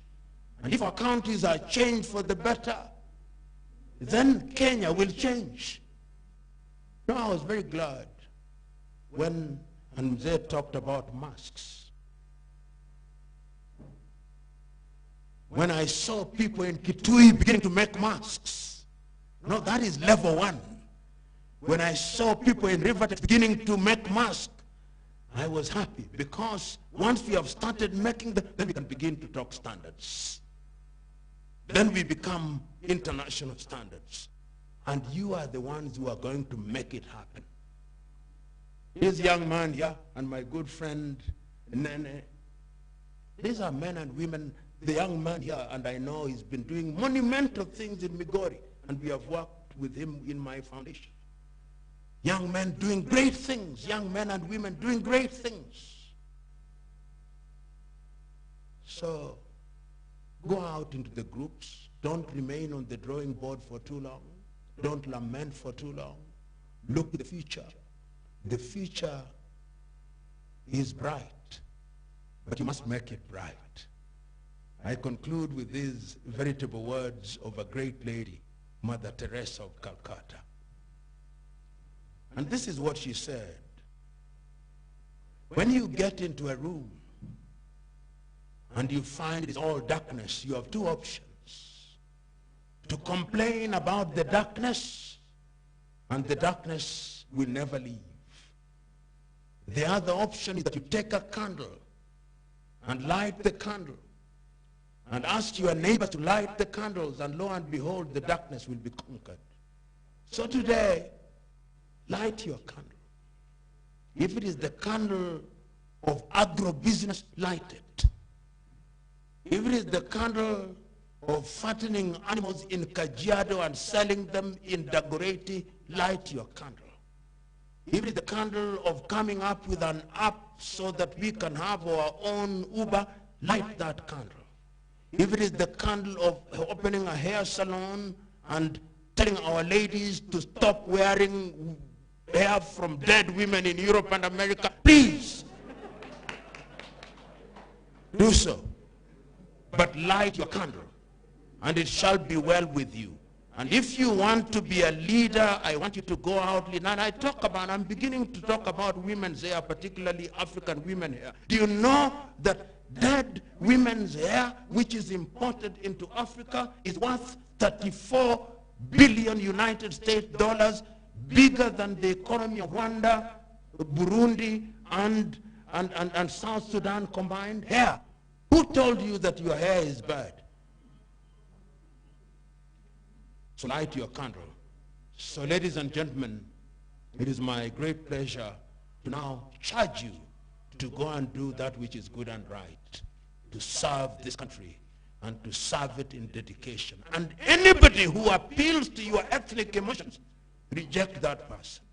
The God is a God of diversity, and he loves diversity. The birds are blue, the birds are red, the birds are yellow, the birds are green, but they are not quarreling. How can it be that when we are making decisions, we think that people from our villages are the ones who will help us? When you want a driver, you look for a good driver. When you want a maid, you look for a good maid. When you want a teacher, you want a good teacher. When you want a doctor, you want a good doctor. But when you want a president or an MCA, you are looking for some nincompoop from your village. Stop it. Thank you.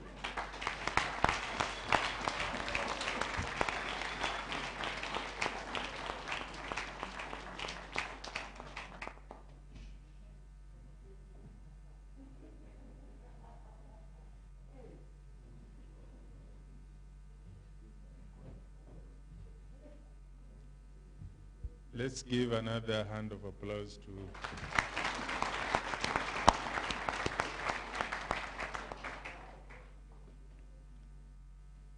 This is the second phase of the conferences we organized as an organization. The initial ones we did in 2009